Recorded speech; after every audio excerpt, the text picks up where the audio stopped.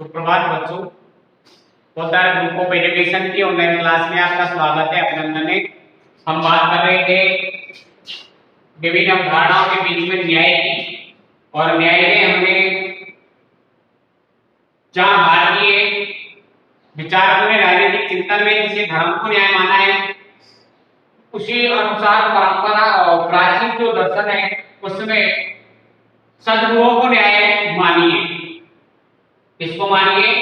सद्गुणों को मानिए। अब देखिए, पाश्चात्य जो राजनीतिक दर्शन में सबसे पहले न्याय को परिभाषित करने वाले जो विद्वान थे वो थे प्लेटो। कौन थे? प्लेटो। और प्लेटो ने मानवीय आत्मा का गुण माना है न्याय को। मानवीय आत्मा का गुण माना है न्याय को, अर्थात मनुष्य की आत्मीय गुण होता है न्याय, और इस आत्मीय गुण के कारण इसे सद्गुण कहा गया है। सच्चरित्र वाला जो मनुष्य है वो सबकी भलाई में अपना भला ढूंढता है, सबकी भलाई में अपना भला ढूंढता है। ठीक है, प्रेरित होकर के, अर्थात ये राजनीतिक, सामाजिक और नैतिक निर्णय को प्रभावित करता है न्याय। इसको सामाजिक, आर्थिक और राजनीतिक निर्णय को प्रभावित करने का कार्य करती है न्याय। प्रत्येक न्याय आज हम प्लेटो, अलग अलग विद्वानों ने अलग अलग परिभाषाएं दी हैं, तो आज हम प्लेटो का जो न्याय सिद्धांत है उसके बारे में चर्चा करेंगे। और चर्चा में क्या करेंगे? सबसे पहले हम लिखेंगे प्लेटो के अनुसार, प्लेटो के अनुसार न्याय की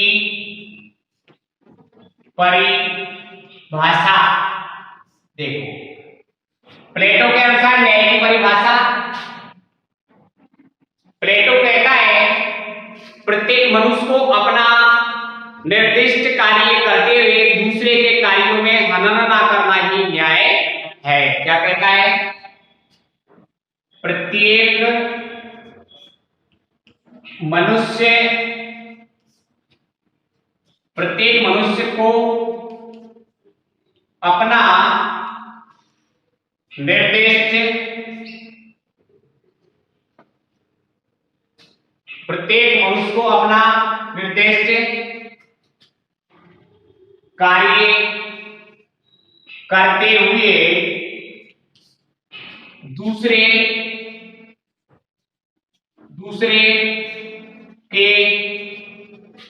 दूसरे के कार्यों में हनन न करना न्याय है। ठीक है,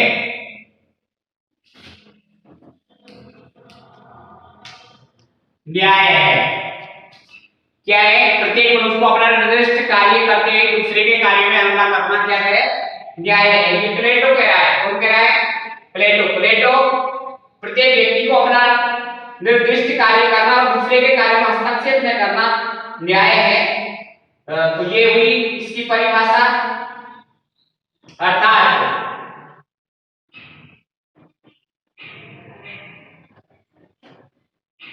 प्लेटो अपनी पुस्तक रिपब्लिक में, प्लेटो अपनी पुस्तक रिपब्लिक, अपनी पुस्तक पब्लिक, प्लेटो अपनी पुस्तक रिपब्लिक में न्याय को समझाने के लिए, प्लेटो अपनी पुस्तक रिपब्लिक में न्याय को समझाने के लिए सेकंड, थर्ड और फोर्थ, सेकंड, थर्ड और फोर्थ में काफी रोचक विश्लेषण करता है, में काफी रोचक विश्लेषण करता है। ठीक है, कौन कौन सी में?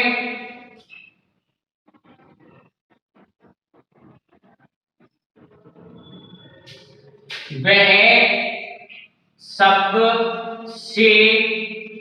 पहले सामाजिक न्याय, वह सबसे पहले सामाजिक न्याय, वह राजनीतिक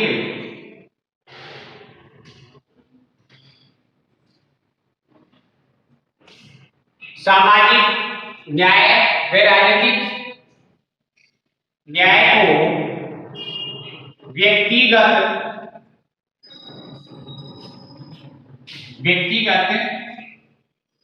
न्याय से पृथक करना चाहता है। क्या करना चाहता है? वह सबसे पहले सामाजिक न्याय व राजनीतिक न्याय को व्यक्तिगत न्याय से पृथक करना चाहता है। कौन?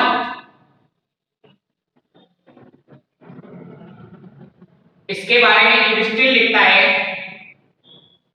इसके बारे में युधिष्ठिर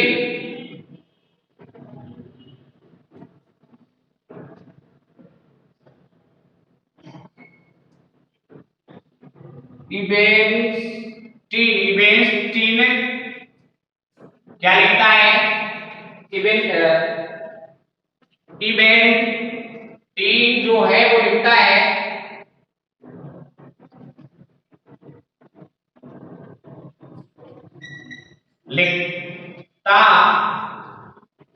कि देखिए क्या लिखता है, न्याय के विचार विमर्श में,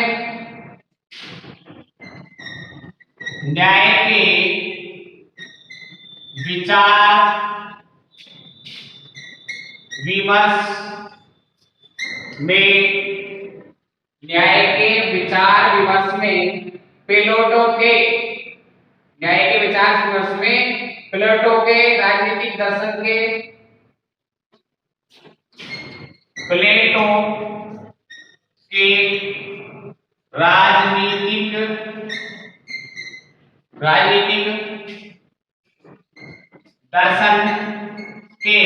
दर्शन के सभी तत्व निहित है, सभी तत्व निहित है। ठीक है, इस तरीके से तो देखिए प्लेटो ने अपनी जो रिपब्लिक बुक है, रिपब्लिक बुक में कहा है, और वो रिपब्लिक बुक में के जो सेकंड, थर्ड और फोर्थ बुक है उसमें विश्लेषण किया है न्याय का। और जो प्लेटो है वो सामाजिक और राजनीतिक न्याय से पृथक करना चाहता है राजनीतिक न्याय, इसको राजनीतिक न्याय को अलग करना चाहता है। इसलिए इसके बारे में जो लिखता है वो युधिष्ठिर लिखता है कि न्याय के विचार विमर्श में प्लेटो के राजनीतिक दर्शन के सभी तत्व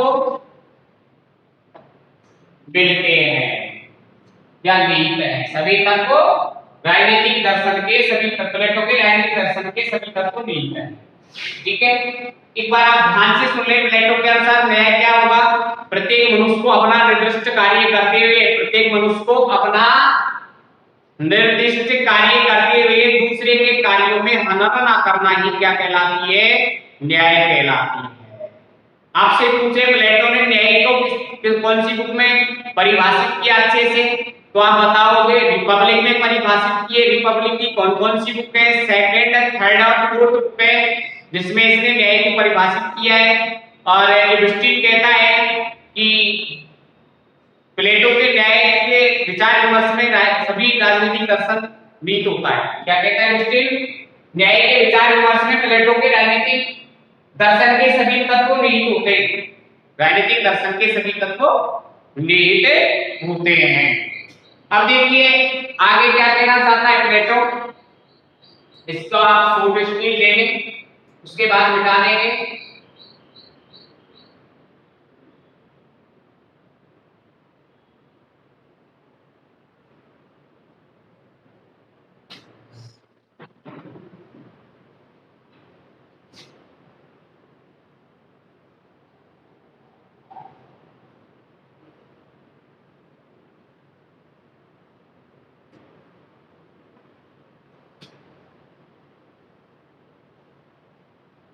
अगला आता है प्लेटो के अनुसार न्याय के प्रकार।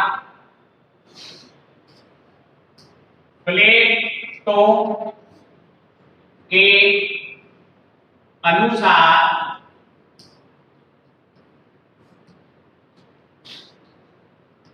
न्याय के प्रकार। देखो प्लेटो ने दो प्रकार बताए। प्लेटो ने न्याय के दो प्रकार बताए हैं। पहला है सामाजिक न्याय या राजनीतिक न्याय, ठीक है। दूसरा है व्यक्तिगत न्याय।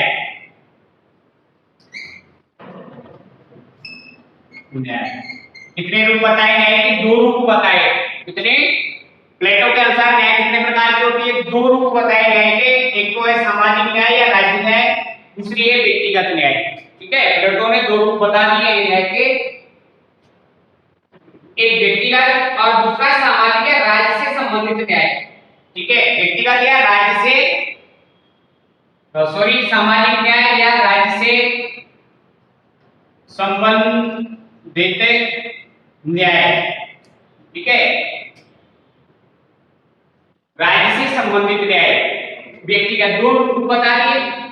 प्लेटो की मान्यता थी कि मानवीय आत्मा में तीन तत्व पाए जाते हैं। देखो प्लेटो की मान्यता थी कि मानव की आत्मा में तीन तत्व पाए जाते हैं। प्लेटो देखो, प्लेटो की मान्यता थी कि मानव की आत्मा में तीन तत्व पाए जाते हैं। तीन तत्व पाए जाते हैं। कौन कौन से? शौर्य, दूसरा तृष्णा या इंद्रिय तृष्णा, शौर्य, तृष्णा और बुद्धि।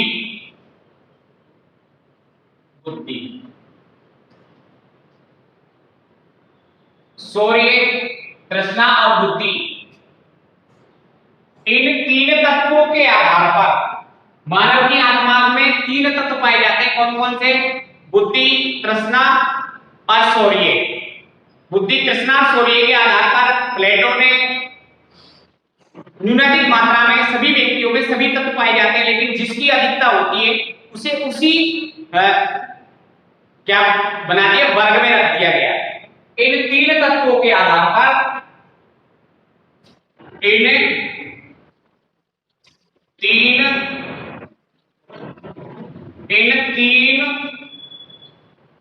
तत्वों के आधार पर प्लेटो ने 3 वर्ग बनाए, 3 वर्ग बनाए,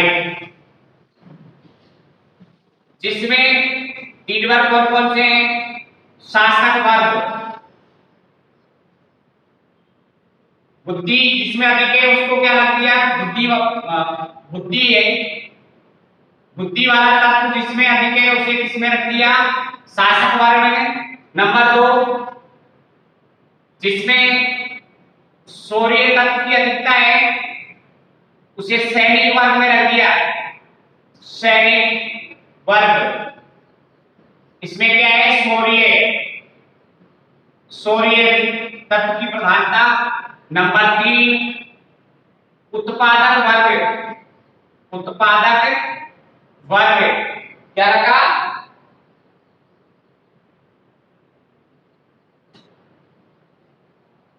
उत्पादक वर्ग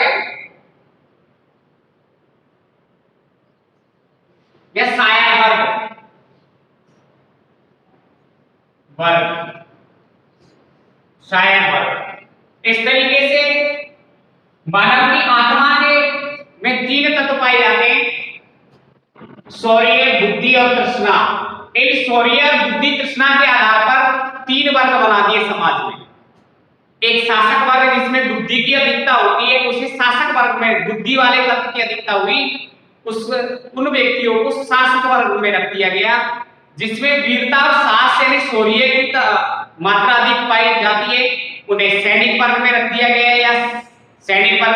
गया, या रक्षा करने वाले वर्ग में रख दिया गया। और जिसमें इंद्रिय तृष्णा अधिक पाई जाती है उसे हमने उत्पादक वर्ग में रख दिया गया। अधिकता प्लेटो कह रहा है निम्नलिखित मात्रा में सभी में तीनों तत्व पाए जाते हैं, लेकिन जिस तत्व की अधिकता जिस व्यक्ति में अधिक पाई जाती है उसे हम उसी वर्ग में रख देते हैं। तो ध्यान रहे, प्लेटो के अनुसार कितने वर्ग होते हैं? प्लेटो के अनुसार 3 वर्ग बना दिए। किसके आधार पर? मानवीय आत्मा में पाए जाने वाले तत्वों के आधार पर। मनुष्य की जो आत्मा है इसमें 3 तत्व पाए जाते हैं। कौन कौन से 3 तत्व? कौन कौन से होते हैं? शौर्य, बुद्धि, शौर्य और तृष्णा। इन 3 तत्वों के आधार पर मनुष्य के 3 तत्व पाए जाते हैं। मनुष्य की आत्मा में 3 तत्व पाए जाते हैं। शौर्य, बुद्धि और तृष्णा के आधार पर 3 वर्ग बना दिए गए। सबसे पहले शासक वर्ग, उसके बाद उत्पादक वर्ग और सैनिक वर्ग, उसके बाद उत्पादक वर्ग, यानी 3 वर्ग हो गए प्लेटो के अनुसार। तो प्लेटो कह रहा है कि इन तीनों वर्गों को अपने अपने कार्य क्षेत्र में अपने अपने दायरे में रहकर के कार्य करना ही क्या कहलाता है? न्याय कहलाती है। प्रत्येक वर्ग को अपने अपने कार्य में रहकर के, अपने दायरे में रहकर के कार्य करना चाहिए। यदि ये प्रत्येक वर्ग दूसरे वर्ग के कार्यों का हनन करता है तो वह अन्याय हो जाता है। यही कहना चाहता है प्लेटो। यानी प्लेटो के न्याय के सिद्धांत की जो विशेषता आएगी वो यही आएगी कि न्याय को नैतिकता के आधार पर माना है, राजनीतिक आधार पर नहीं माना है। ठीक है, आत्मा के आत्मिक गुण माना है न्याय को प्लेटो ने। तो ये है, इस तरीके से प्लेटो का जो ये न्याय वाला जो सिद्धांत है वो यही कहता है कि न्यूनतम मात्रा में पाई जाता है, जिस तत्व की मात्रा या अंश प्रधान रूप से पाई जाती है वही उसके सद्गुणों को प्रकट करता है। प्लेटो न्याय को आत्मा का मानवीय सद्गुण मानता है। प्लेटो के अनुसार आत्मा में निहित न्याय का विचार वास्तव में राज्य में निहित न्याय की सादृश्य है। मनुष्य की आत्मा में प्लेटो के अनुसार मनुष्य की आत्मा में जो न्याय है वह राइट की न्याय के सदृश होती है, समान होती है, राइट के समान होती है। ठीक है, राइट की न्याय के सदृश होती है। जिस प्रकार व्यक्ति की आत्मा में विद्यमान न्याय व्यक्ति के विभिन्न पक्षों को परस्पर संतुलित करता है, उसी भांति राइट में व्याप्त न्याय समाज के तीनों वर्गों में सामंजस्य स्थापित करता है। प्रत्येक व्यक्ति को वही कार्य करना चाहिए जिसके लिए वे प्राकृतिक रूप से शारीरिक समर्थ और उपयुक्त है। इस तरह राज्य के तीनों वर्गों में भी अपने अपने निर्दिष्ट कार्य क्षेत्र की परिधि में ही कार्य करना चाहिए। दूसरे के कार्य का हस्तक्षेप को प्लेटो व्यक्तिगत व राज्य दोनों के लिए अनिष्टकारी मानता है। व्यक्तिगत और राज्य के लिए दोनों के लिए अनिष्टकारी मानता है। कहने का मतलब यह है प्लेटो का कि जो तीन वर्ग हैं उनको अपने अपने क्षेत्र का अपनी योग्यता और सामर्थ्य के अनुसार अपने अपने क्षेत्र में कार्य करना चाहिए। यदि एक वर्ग दूसरे वर्ग के कार्यों में हस्तक्षेप करता है तो ये राज्य और उस व्यक्ति के लिए दोनों के लिए अनिष्टकारी होता है। तो जुड़े रहिए हमारे पोद्दार ग्रुप ऑफ एजुकेशन के यूट्यूब चैनल से और बने रहिए हमारे साथ। धन्यवाद।